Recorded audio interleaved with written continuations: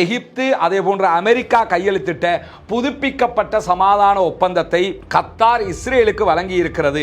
உக்ரைனில் நடக்கக்கூடிய வார பொறுத்தவரை உக்ரைன் என்பது ஐரோப்பாவினுடையவும் அமெரிக்காவினுடைய முழுமையான ஆதரவு பெற்ற ஆயுதங்களை கொண்ட மிக பலம் வாய்ந்த ஒரு நாடு. அவங்க ரஷ்யாவோட சண்டை பிடிக்கிறாங்க. இந்தியா பாகிஸ்தான் சண்டை பிடிச்சாங்க. ரெண்டு நாடுகளுமே மிக பலம் வாய்ந்த நாடுகள். இப்படி ரெண்டு நாடுகளுக்கான சண்டைங்கிறது வேற. ஒரு நாட்டை காப்பாற்றுவதற்காக அந்த நாட்டை சேர்ந்த போராளி குழுக்கள் ஒரு மாபெரும் இராணுவத்தோடு சண்டையிடுவது என்பது வேறு. உலகத்திலேயே அமெரிக்கா தயாரிக்கிற அத்தனை ஆயுதங்களும் அணுகுண்ட தவிர எல்லாமே அங்கு போடப்பட்டிருக்கிற நேரத்திலையும் இதுவரைக்கும் இஸ்ரேலால் ஜெயிக்க முடியாத அளவுக்கு புதிய புதிய தந்திரோபாயங்கள் மூலமாகவும் புதிய புதிய யுக்திகள் மூலமாகவும் நாங்கள் இஸ்ரேலை வென்று கொண்டிருக்கிறோம் என்கிறார் அபு உபைதா. நீங்களாம் மௌனமாக இருக்கிறனா சும்மா மௌனமாக இருக்கல, உங்களோட கழுத்தில் காசா மக்கள் ரத்தம் சுமந்து கொண்டு இருக்கிறீர்கள், அதுதான் தொங்கிக்கிட்டு இருக்குது அப்படின்னு சொல்லி நீங்க அல்லாஹ்ட்ட பயப்படுங்க அப்படின்னு சொல்லி சொல்றோம்.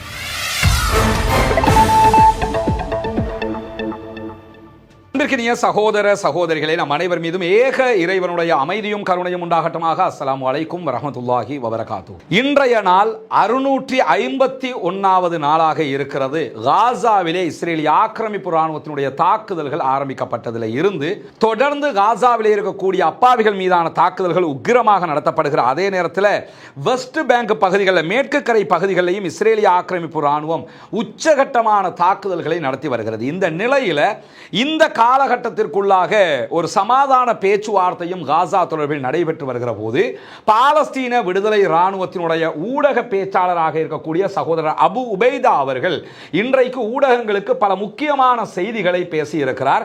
அபு உபைதா அவர்கள் இன்றைக்கு ஊடகங்களுக்கு பேசியிருக்கக்கூடிய அவர் வெளியிட்டிருக்கக்கூடிய வீடியோவில் வந்திருக்கக்கூடிய முக்கியமான தகவல்களை தான் ஆரம்பமாக நம்ம பார்க்க இருக்கிறோம். அதை பார்த்ததுக்கு பிறகு அடுத்தடுத்து என்ன நடந்திருக்கிறது என்கிற செய்திகளை நாம் பார்க்க முடியும். குறிப்பாக அபு உபைதா அவர்களுடைய அறிக்கையினுடைய முதல் அம்சமே என்னன்னு சொன்னா, இந்த காலகட்டத்திற்குள்ளாக நூற்றுக்கணக்கான எதிரிகளை நாங்கள் கொன்றிருக்கிறோம், அதே போன்று பல நூற்றுக்கணக்கானவர்களை நாங்கள் காயப்படுத்தி இருக்கிறோம் என்கிற செய்திகளை அவர் ஒரு தலைப்பு செய்தியாக சொல்லி இருக்கிறாரு.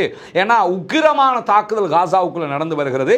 இஸ்ரேலிய ஆக்கிரமிப்பு ராணுவத்தில் படுபயங்கரமான ஆயுதங்கள் இருந்தாலும் வான்வழி தாக்குதல்களால் அவங்க பொதுமக்களை கொன்றாலும் அப்பாவிகள் மீதான தாக்குதலை தான் அவர்களால் நடத்த முடிகிறது தவிர பாலஸ்தீன விடுதலை இராணுவத்தின் மீதான அவர்களுடைய தாக்குதல்கள் பொய்ப்பிக்கப்பட்டதாக இருக்கிறது. காரணம் என்னன்னா, அவர்கள் ஹிட் அண்ட் ரன் தாக்குதலை நடத்தி கொண்டிருக்கிறார்கள். இஸ்ரேலிய ஆக்கிரமிப்பு ராணுவத்திற்கு உச்சகட்ட பலவீனத்தை அது கொடுத்து கொண்டிருக்கிற காரணத்தினால்தான் நூற்றுக்கணக்கானவர்களை நாங்கள் கொன்றிருக்கிறோம், நூற்றுக்கணக்கானவர்களை படுகாயமடைய செய்திருக்கிறோம் என்கிற செய்திகள் ஆரம்பிக்கிற அபு உபைதா அவங்க சொல்றாங்க, பாலஸ்தீன விடுதலை போராட்ட அமைப்போடு இஸ்ரேலிய ஆக்கிரமிப்பு அரசாங்கம் ஒப்பந்தத்தை மீறிய இந்த 4 மாதங்களுக்குள்ளாக என்னவெல்லாம் நடந்திருக்கிறது என்கிற செய்திகளை பட்டியலிடுறாரு.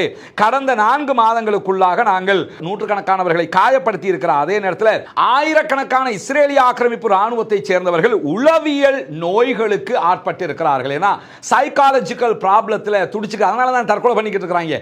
அதை சொல்லிட்டு என்ன சொல்றாருன்னு கேட்டா, அதே மாதிரி அதிர்ச்சியாலும் அவர்கள் பாதிக்கப்பட்டிருக்கிறார்கள் என்கிற செய்தியை இன்னைக்கு அபு உபைதா அவங்க சொல்றது மட்டுமல்லாம நம்மளுடைய வரலாற்றிலேயே பாலஸ்தீன வரலாற்றிலேயே மிக நீண்ட யுத்தமாக இந்த யுத்தம் இருக்கிற அதே நேரத்தில் நம்முடைய போராளிகள் நிறைய பாடங்களை இந்த யுத்தத்திலே கற்றுக்கொண்டிருக்கிறார்கள்.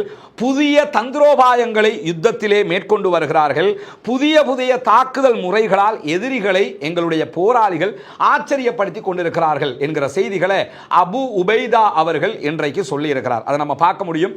உலகத்தில் எந்த ஒரு போராட்ட குழுக்கும் எதிராக இப்படியான ஒரு யுத்தம் நடைபெற்றதே கிடையாது என்பதுதான் உண்மை. உக்ரைனில் நடக்கக்கூடிய வார பொறுத்தவரை உக்ரைன் என்பது ஐரோப்பாவினுடையவும் அமெரிக்காவினுடைய முழுமையான ஆதரவு பெற்ற ஆயுதங்களை கொண்ட மிக பலம் வாய்ந்த ஒரு நாடு. அவங்க ரஷ்யாவோட சண்டை பிடிக்கிறாங்க. இந்தியா பாகிஸ்தான் சண்டை பிடிச்சாங்க. ரெண்டு நாடுகளுமே மிக பலம் வாய்ந்த நாடுகள். இப்படி ரெண்டு நாடுகளுக்கான சண்டைங்கிறது வேற.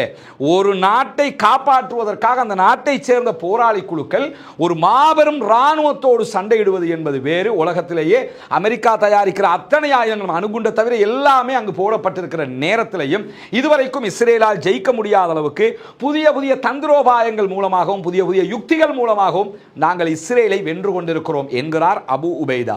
அதை தாண்டி அபு உபைதா அவங்க சொல்லும்போது இந்த சமீபத்திய வாரங்களில் நடந்த சம்பவங்களை பற்றி சொல்லுகிறார்.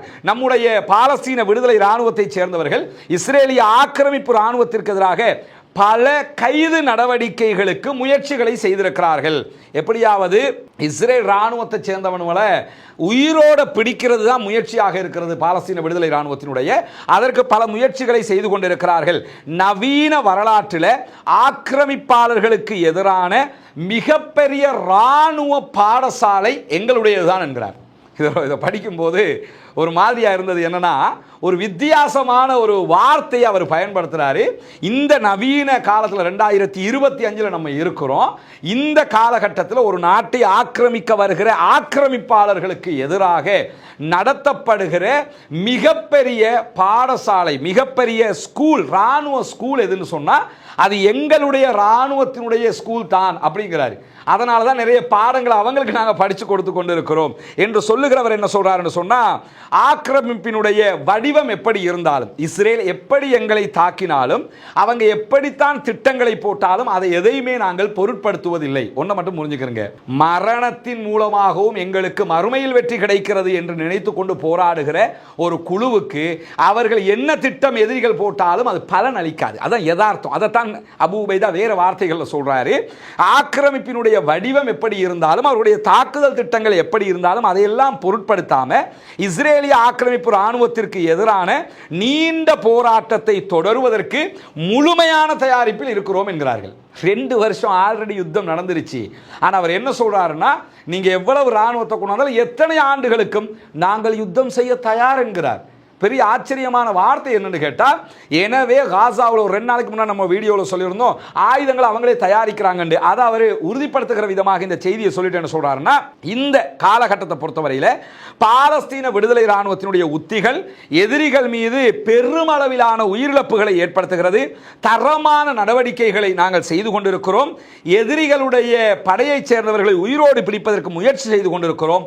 பயங்கரவாத இஸ்ரேலிய அரசாங்கம் தன்னுடைய யுத்தத்தை தொடர விரும்பினால் அது என்ன முடிவெடுத்துக் கொள்ள வேண்டும் என்று சொன்னால், தன்னுடைய படையைச் சேர்ந்தவர்கள் தன்னுடைய படையினுடைய அதிகாரிகளுடைய இறுதிச் சடங்குகளை நடத்துவதற்கு தயாராக இருக்க வேண்டும். நீங்க யுத்தத்தை தொடர்ந்தீங்கன்னு சொன்னா நீங்க நிறைய சாவுகளை காணுவீங்க, அவங்களை அடக்கம் செய்யறதுக்கு ரெடி ஆகிறீங்க அப்படின்னு சொல்லி ஒரு கடுமையான எச்சரிக்கையாக அபூ உபைதா சொல்லிட்டு என்ன சொல்றாருன்னு கேட்டால், உலகின் மிகவும் சக்தி வாய்ந்த அடக்குமுறை படைகளால் எங்களுடைய இராணுவத்திற்கு எதிரான, எங்கள் மக்களுக்கு எதிரான இடைவிடாத தாக்குதல்கள் நடத்தப்படுகிறது. இதற்கு நிறைய பேர் ஆயுதங்களை கொடுக்கிறாங்க, நிறைய உதவிகளை செய்கிறார்கள், நிறைய வெடிமருந்துகளை கொடுக்கிறார்கள். ஆனாலும் அவற்றையெல்லாம் நாங்கள் எதிர்கொள்வதற்கு திடகாத்திரமாக நம்பிக்கையோடு உறுதியோடு நிற்கிறோம் என்கிற அழகான இந்த இவர் இவ்வளவு காலமாக வெளியிட்ட அறிக்கைகளை விட ஒரு வித்தியாசமான, ஒரு நெகிழ்வு பூர்வமான ஒரு அறிக்கையாக இருக்கிறது. ரஃபாத் தேசம், அவர் எதை சொல்றாருன்னா பாலஸ்தீனத்தை சொல்றாரு. ரஃபா தேசம் சொல்லி, ரஃபா தேசம் தங்களுடைய சகோதரர்கள் பல்லாயிரக்கணக்கான மக்கள் கண்ணுக்கு முன்பதாக கொல்லப்படுகிறார்கள், பட்டினி கிடக்கிறார்கள், தண்ணீர் மருந்துகள் இல்லாமல் கஷ்டப்பட்டு கொண்டிருக்கிறார்கள். இந்த ரஃபா தேசத்திலே நம்முடைய சுற்றி இருக்கக்கூடிய நாடுகளுடைய ஆட்சியாளர்களும் படைகளும் பார்த்து கொண்டுதான் இருக்கின்றன அப்படிங்கிறாரு. ஒவ்வொரு நாளும் குண்டை போடுறாங்க, கொள்றாங்க, சாப்பிட வழி இல்லாமல் மரணிக்கிறாங்க, மருந்து இல்லாமல் செத்துக்கிட்டு இருக்கிறாங்க. ஆனால் சுற்றி இருக்கிற இராணுவங்களும், நம்முடைய அரபு இராணுவங்களும் அதே போன்று நாடுகளும் பார்த்து கொண்டு தான் இருக்கின்றன என்று சொல்லிட்டு சொல்றாரு. இஸ்லாமிய அதே போன்று அரபு தேசங்களுடைய தலைவர்கள், அவர்களுடைய உயர் அடுக்கு அதிகாரிகள், அதே போன்று அவர்களுடைய அறிஞர்கள், இது முக்கியமானது, அரபு தேசத்தினுடைய ஆட்சியாளர்கள், அதே போன்று இஸ்லாமிய அரபு தேசத்தினுடைய தலைவர்கள், உயர் அடுக்கு அதிகாரிகள், இராணுவ ஜெனரல்கள் மாதிரி இருப்பாங்களா இல்லையா, உயர் அடுக்கு அதிகாரிகள், அந்த நாடுகளுடைய அறிஞர் பெருமக்கள், உலமாக்கள் இருக்கிறாங்களா இல்லையா, இவங்க அத்தனை பேருடைய கழுத்து மிப்பை எப்படி இருக்குதுன்னு சொன்னா, தங்களுடைய மௌனத்தால் காசாவில் இவ்வளவு பேர் கொல்லப்படும் போது அறிஞர்களும் பார்த்துக்கிட்டு தானே இருக்கிறாங்க. சவுதி அரேபியாவில் எவ்வளவு உலமாக்கள் இருக்கிறாங்க, ஏதாவது பண்ணுறாங்களா, பார்த்துக்கிட்டு சும்மா இருக்கிறாங்க. அதே மாதிரி கத்தாரில், துபாயில், அரபு நாடுகளில் இருக்கக்கூடிய அத்தனை உலமாக்களும் மௌனமாகத்தான் இருக்கிறார்கள். அவர் என்ன சொல்றாருன்னு கேட்டால், இந்த உலமாக்களுடைய தலைவர்களுடைய அறிஞர்களுடைய அந்த நாட்டினுடைய அதிபர்களுடைய மௌனத்தினால் அவர்களுடைய கழுத்துக்கள் பல்லாயிரக்கணக்கான அப்பாவிகளுடைய இரத்தத்தை சுமந்து கொண்டிருக்கின்றன அப்படிங்கிறார். நீங்களாம் மௌனமாக இருக்கிறனா சும்மா மௌனமாக இருக்கல, உங்களோட கழுத்தில் காசா மக்கள் ரத்தம் சுமந்து கொண்டு இருக்கிறீர்கள். அதுதான் தொங்கிக்கிட்டு இருக்குது அப்படின்னு சொல்லி நீங்க அல்லாஹ்ட்ட பயப்படுங்க அப்படின்னு சொல்லி சொல்றாரு. சொல்லிட்டு என்ன சொல்றாருன்னா, ஆனால் எங்களுடைய சகோதரர்களாக இருக்கக்கூடிய யமன்ல இருக்கக்கூடிய அன்சாருல்லா படைப்பிரிவினர் எதிரிகள் மீது பயனுள்ள தாக்குதல்களை நடத்தி கொண்டிருக்கிறார்கள்.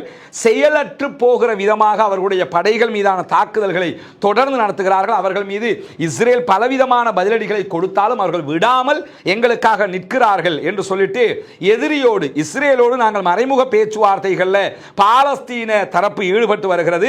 அந்த பாலஸ்தீன தரப்பு என்ன கோரிக்கைகளை முன்வைக்கிறாங்களோ அந்த கோரிக்கை அடிப்படையில் தான் பாலஸ்தீன விடுதலை ராணுவம் செயல்படும் என்று சொல்லிட்டு சமீபத்திய இந்த 4 மாதங்களுக்குள்ளாக இஸ்ரேலிய ஆக்கிரமிப்பு ராணுவத்தினுடைய அனைத்து கைதிகளையும் நாங்கள் விடுவிப்பதற்கு தயார், ஒரே ஒப்பந்தத்தில் நாங்கள் விடுவிக்கிறோம், நீங்க மொத்தமா நாட்டை விட்டு வெளியே போகணும், எங்க நாட்டை எங்களுக்கு தரணும் என்கிற நிபந்தனையை நாங்கள் வழங்கி இருக்கிறோம். போர் குற்றவாளியாக இருக்கக்கூடிய நெத்தனியாகவும் அவருடைய அமைச்சரவையை சேர்ந்தவர்களும் எங்களுடைய இந்த வாய்ப்பை நிராகரித்திருக்கிறார்கள். நாங்க கொடுக்கிறதுக்கு தயாரா இருக்கிறோம், ஆனா அவங்க வாய்ப்பை மறுத்துக்கிட்டே இருக்கிறாங்க. அது மட்டுமல்லாம அவங்களுடைய கைதிகளாக நாங்க யாரை பிடிச்சி வச்சிருக்கிறோமோ அதுல நிறைய பேர் அவர்களுடைய ராணுவத்தை சேர்ந்தவங்க. அதனால தான் அவங்க வந்து கணக்கில்லாமல் இருக்கிறாங்க. பொதுமக்களாக இருந்தால் கூட பரவாயில்ல மீட்டெடுக்கணும்னு யோசிப்பாங்க. ராணுவத்தை சேர்ந்தவங்கிறதுனால தங்களுடைய ஃபோர்ஸஸ் யுத்தத்தில் செத்தா என்ன, பாலஸ்தீன விடுதலை அமைப்பிடத்தில் செத்தா என்ன என்கிற விதமாக பொடுபோக்காக இருக்கிறார்கள் என்பது மட்டும் எங்களுக்கு தெரிகிறது என்கிற ஒரு செய்தி அபூ உபைதா சொல்லிட்டு நடந்து கொண்டிருக்கக்கூடிய இந்த பேச்சுவார்த்தைகளை கண்காணித்து வருகிறோம். இதில் நிரந்தர யுத்த நிறுத்தம் ஏற்பட வேண்டும், ஆக்கிரமிப்பு ராணுவம் மொத்தமாக திரும்பி வெளியேற வேண்டும், காசா விட்டு வெளியே போகணும், எங்களுடைய மக்களுக்கு தேவையான நிவாரணங்கள் வழங்க வேண்டும். இதுவெல்லாம் தருவதாக இருந்தால் ஒப்பந்தம் செய்வதற்கு நாங்கள் மிக தெளிவாக தயாராக இருக்கிறோம். பொய்யான வாக்குறுதிகள் அதே போன்று ஏமாற்று கதைகளை சொல்லி மனிதாபிமான மண்டலம் என்கிற பெயரில் நாஜி வதை முகாம் ஒன்றை காசாவுக்குள் உருவாக்குவதற்கு இத்திட்டங்களை இஸ்ரேலிய ஆக்கிரமிப்பு ராணுவம் முன்வைக்கின்றன. இந்த திட்டங்கள் எல்லாம் தோல்வி அடையும் என்று சொல்லக்கூடிய அபூ உபைதா கடைசியா சொல்றாரு, அரபு பேர்ல கூலிப்படைகளை இறக்கி விடுறீங்க, உங்களுடைய முகவர்களை இறக்கி விடுறீங்க, இதுவெல்லாம் உங்களுடைய தோல்வியின் அடையாளம், நீங்கள் தோற்று போவது நிச்சயம். அபு ஷபாப்ங்கிற பேர்ல ஒரு படையை கொண்டு இறக்குறது, ஒவ்வொருத்தன பேர்ல யாசர் அபு ஷபாப் பேர்ல எல்லாம் இஸ்ரேல் பயிற்சியை கொடுத்து ஆயுதத்தை கொடுத்து குழுக்களை இறக்குறானா இல்லையா? இதுக்கெல்லாம் அவங்க என்ன சொல்றாங்கன்னா, அரபு பேர்ல நீங்க கொஞ்சம் பேர்த்த களத்தில் இறக்குறதுனால எங்களை தோக்கடிச்சிட முடியாது, உங்களாலேயே எங்களை வெல்லலான்னும் போது எங்களுடைய துரோகிகளால் எங்களை வெல்லலாம் என்ற அர்த்தம் அல்ல, தாராளமாக அவர்களும் தோற்று போவார்கள் என்று சொல்லி தன்னுடைய அறிக்கையில் மிக தெளிவாக இன்றைக்கு அபூ உபைதா அவர்கள் சொல்லி இருக்கக்கூடிய காட்சிகள் வெளியாகி இருக்கிறது. எனவே பாலஸ்தீன விடுதலை ராணுவம் நீண்ட நெடிய யுத்தத்திற்கு மிக தயாராக இருக்கிறது. அதற்குரிய தேவைப்பாடுகளும் அதற்குரிய ஆயுதங்களும் அவர்களிடத்தில் இருக்கிறது என்பதை இன்றைக்கு தெளிவாக அபூ உபைதா ஒப்புவித்து, இப்படியான சூழல்ல காசாவில் நடந்து வரக்கூடிய யுத்தத்துக்கு மத்தியில் காசாவில் இருக்கக்கூடிய கிறிஸ்தவர்கள் காசாவில் இருக்கிற அவர்களுடைய ஒரு தேவாலயத்துக்குள்ள 500க்கும் மேற்பட்டவர்கள் அங்கதான் தங்கிக்கிட்டு இருந்தாங்க. நேற்றைய தினம் நமக்கு தெரியும், அந்த தேவாலயத்தின் மீதும் பாரிய தாக்குதலை இஸ்ரேலிய ஆக்கிரமிப்பு ராணுவம் நடத்தியது மட்டுமல்லாமல் இது தெரியாமல் நடந்த தாக்குதல் அல்ல, அது தேவாலயம் தான் என்று தெரிந்துதான் தாக்குதல் நடத்தி இருக்கிறோம் என்று அறிவிச்சிருந்தாங்க. இந்த தாக்குதல் இன்றைக்கு நடத்தப்பட்டதற்கு பிறகு இந்த தாக்குதலுக்கு எதிராக உடனடியாக போப் லியோ கண்டனத்தை தெரிவித்திருக்கிறார். உடனடியாக காசாவிலே யுத்த நிறுத்தம் வர வேண்டும் என்று சொல்லியிருக்கிறார். போப் லியோ பொறுத்தவரையிலே அவர்களுடைய தேவாலயம் தாக்கப்பட்டதற்காக மாத்திரம் அவர் இந்த கருத்தை சொல்லல, தெளிவாக புரிஞ்சுக்கிறங்க.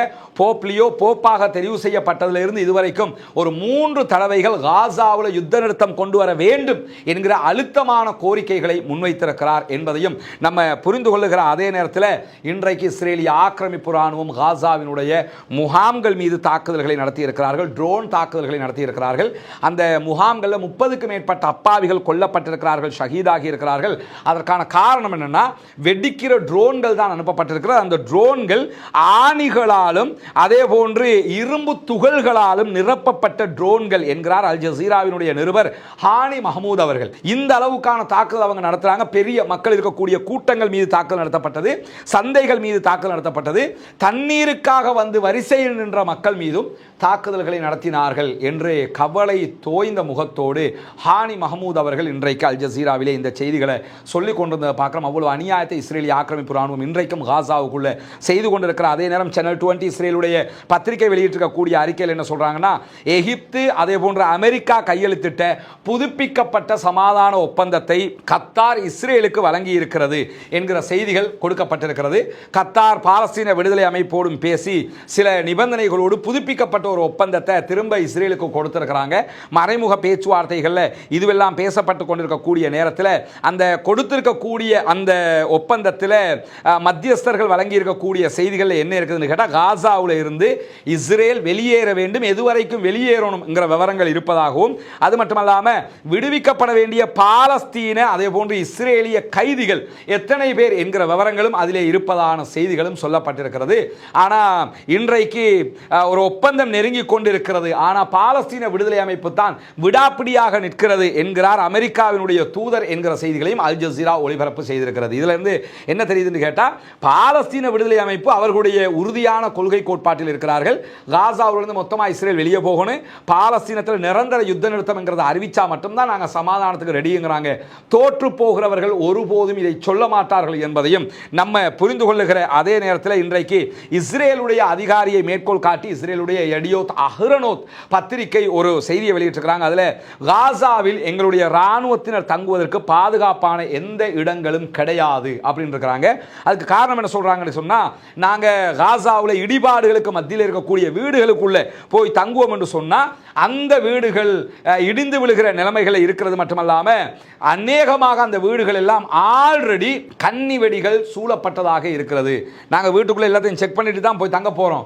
ஆனா அதுக்குள்ள எப்படியோ வெடிகளை உள்ளுக்குள்ள குண்டுகளை பாலஸ்தீன விடுதலை அமைப்பு வைத்திருக்கிறது. எனவே அதிலே எங்களுடைய வீரர்கள் கொல்லப்படுகிறார்கள் என்கிறார் இஸ்ரேலுடைய அதிகாரி என்று இஸ்ரேலுடைய பத்திரிகையே சொல்லி இருக்கிறது மட்டுமல்லாம நம்முடைய படையைச் சேர்ந்தவர்கள், இஸ்ரேல் படையைச் சேர்ந்த பல பேரும் இப்ப வாகனங்களுக்குள்ள தான் தங்கிக்கிட்டு இருக்கிறாங்க, வெஹிக்கிளுக்குள்ள தான் தங்கிக்கிட்டு இருக்கிறாங்க.